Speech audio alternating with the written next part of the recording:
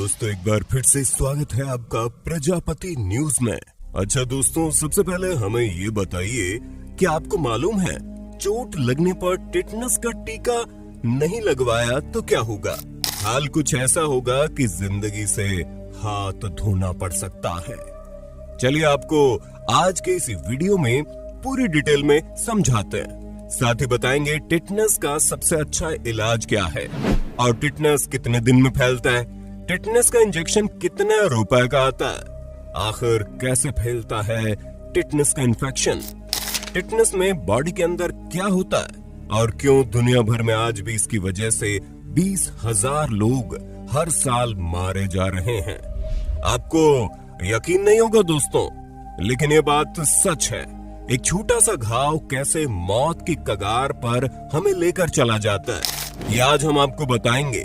और आपको ये भी बताएंगे क्यों जंग लगे मेटल से जो घाव होता है वो ज्यादा खतरनाक होता है। बस वीडियो छोड़कर कहीं मत जाइएगा, क्योंकि मेरे यानी अपने दोस्त विशाल प्रजापति के साथ आपको शायद इस वीडियो में कुछ ऐसा पता चले जो आपकी जान बचा सके। लेकिन हाँ, वीडियो शुरू करने से पहले एक छोटी सी रिक्वेस्ट है। वीडियो के नीचे रेड कलर का सब्सक्राइब बटन दिख रहा होगा, उस पर क्लिक करके सब्सक्राइब कर लें और साइड में बेल आइकॉन भी दिख रहा होगा, उस पर भी क्लिक कर लें ताकि आपको वीडियो मिले सबसे पहले। दोस्तों, ये बात 5वीं शताब्दी की है, जब ग्रीक फिजिशियन हाइपोक्रेट्स एक बहुत ही बीमार शिव मास्टर के पास नाव में सफर कर रहे थे। उस शिप के कप्तान को बहुत ही अजीब तरह का इन्फेक्शन हो गया था, जिसकी वजह से उसके जबड़े आपस में जुड़ गए थे और दांत लॉक हो गए थे। गर्दन व रीढ़ की हड्डी की मसल्स अकड़ने लगी थी। हाइपोक्रेट्स जानना चाहते थे कि आखिर ऐसा हो क्यों रहा है। उन्होंने सारे सिम्टम्स को नोट किया, लेकिन लाख कोशिशों के बाद भी वो जहाज के कप्तान को ठीक नहीं कर पाए और 6 दिन के अंदर ही उनकी मौत हो गई। दोस्तों, इसे दुनिया का पहला टिटनस इन्फेक्शन का रिकॉर्ड कहते हैं। वो तो शुक्र है कि आज मॉडर्न मेडिसिन ने हमें टिटनस को लेकर बहुत ही ज्यादा गंभीर बना दिया और डॉक्टर को इसे हैंडल करना भी बखूबी आता है। दोस्तों, दूसरे बैक्टीरियल इन्फेक्शन जैसे कि ट्यूबरकुलोसिस या स्ट्रेप थ्रॉट की तरह टिटनस एक इंसान से दूसरे इंसान में नहीं फैलता। असल में टिटनस के बैक्टीरिया, जिन्हें क्लोस्ट्रीडियम टेटेनी कहा जाता है, वो बॉडी में लगी चोट और घाव के जरिए अपना इन्फेक्शन फैलाते हैं। इसलिए जंग लगे हुए लोहे वगैरह में जब कट लग जाता है तो टिटनस होने की संभावना ज्यादा हो जाती है, क्योंकि ये माना जाता है जंग लगे लोहे में बैक्टीरिया पाए जाते हैं जो टिटनस का रूप ले लेते हैं। पर दोस्तों, ये बात बहुत कम ही लोगों को मालूम है कि क्लोस्ट्रीडियम टेटेनी बैक्टीरिया आमतौर पर मिट्टी और मरे हुए जीवों में ज्यादा पाए जाते हैं, जहाँ ये सालों तक जीवित रह सकते हैं। यहाँ तक कि ये बैक्टीरिया एक्सट्रीम लेवल की गर्मी और सूखेपन को भी बड़ी आसानी से झेल लेते हैं। दोस्तों, ये बैक्टीरिया बिना किसी को पता चले लंबे समय तक जमीन में छिपे रहते हैं और इन जगहों पर जो पुराने मेटल मौजूद होते हैं वो धीरे धीरे जंग खाने लगते हैं, जिनमें टिटनस के बैक्टीरिया पनपना शुरू हो जाते हैं। ऐसे में अगर कोई बहुत ही लंबे समय से जमीन पर पड़े लोहे से अपने आप को चोट लगवा बैठता है तो उसे तुरंत टिटनस का इंजेक्शन लगवा लेना चाहिए, क्योंकि अगर सही समय पर ट्रीटमेंट नहीं मिला तो इन्फेक्शन बहुत ज्यादा बढ़ जाएगा।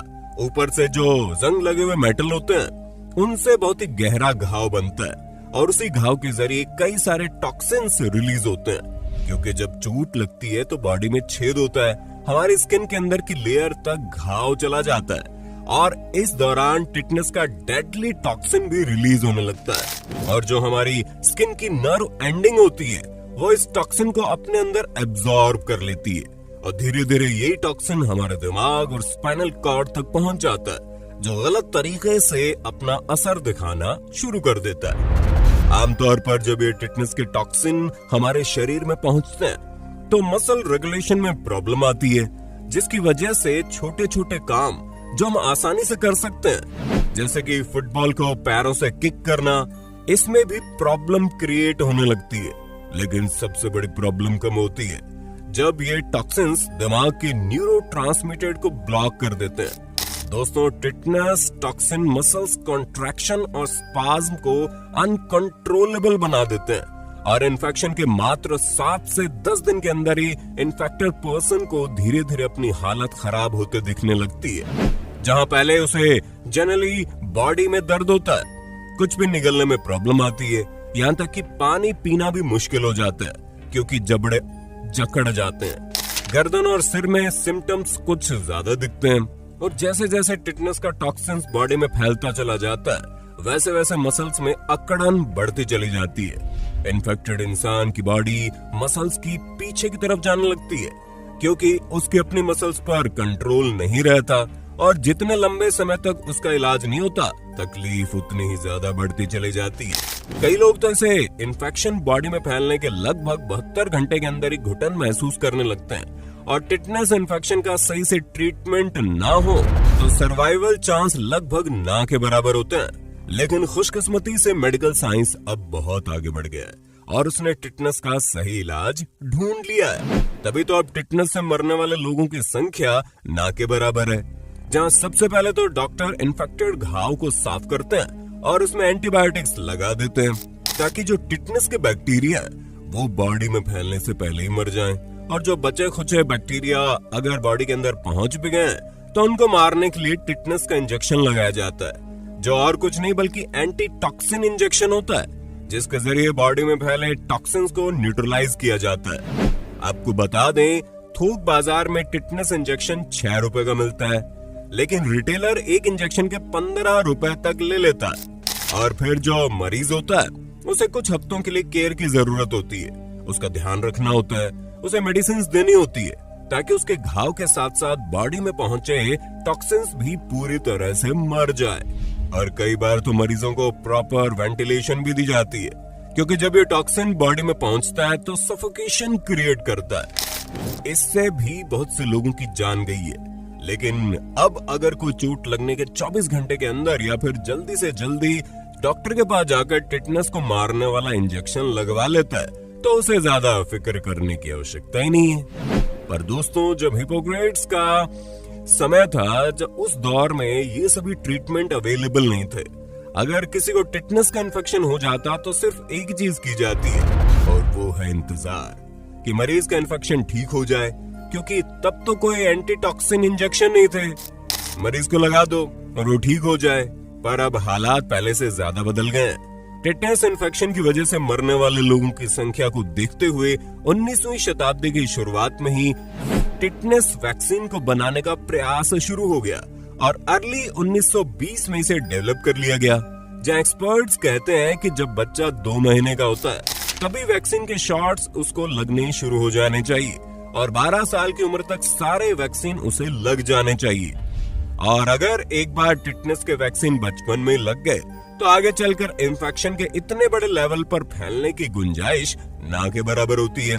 तभी तो आजकल जब किसी को घाव लगता है तो ज्यादा से ज्यादा वो घाव गहरा हो जाता है, वहां पर पस पड़ जाती है और फिर ऑपरेशन करके उसे ठीक करना पड़ता है। लेकिन अब ऐसी सिचुएशन बहुत कम आती है जब टिटनेस का इन्फेक्शन बॉडी और दिमाग तक पहुंचकर इंसान की जान ले ले।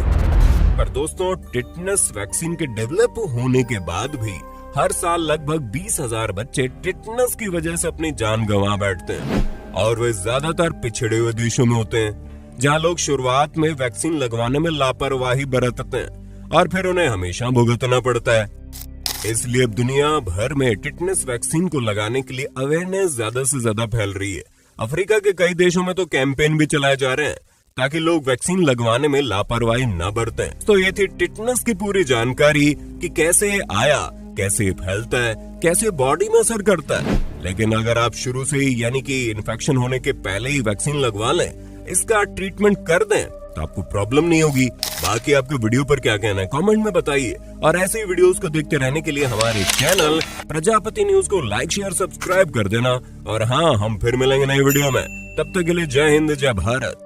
दोस्तों, आपकी स्क्रीन पे 2 और वीडियोस दिख रही हैं, जिसे देखने के लिए आप इस स्क्रीन पर क्लिक करें। दोनों देखिएगा, बहुत अच्छी वीडियो बनी है।